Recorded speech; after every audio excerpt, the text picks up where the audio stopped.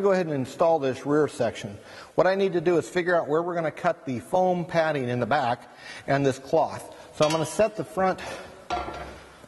the rear section onto the front. Go ahead and put the bolts back in place. That will align me to the back. Now, I will take a tape measure and check this side to side to make sure it's square, but this will tell me where I need to cut the padding.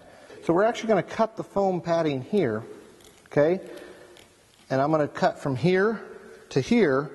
This will allow me to slip this center section into the back. Now, once I cut this, I'll go ahead and remove this by undoing the zipper, pull the dome light center foam down, which is just held in by the plastic plugs. This will also allow me to get down to the metal of the roll bar so I can bolt this in. Now that we went ahead and trimmed the opening for our rear section to slide through, what we're going to do is we're going to go ahead and put the bolts back in the front.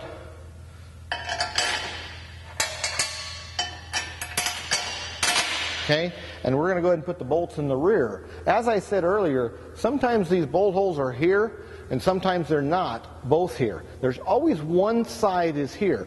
On this particular Jeep, both of them were here. So we're going to go ahead and put our bolts through, put the nuts on the bottom side, and go ahead and tighten this down in place. Now, one thing that we do offer is, we're doing the install today on a 4-door, but on a rear 2-door, the center section is kind of similar except for it has two collars here just like the front, and there'll be a bar that comes over, back, and around. And this will clamp in with two collars on the outer edge and two collars here.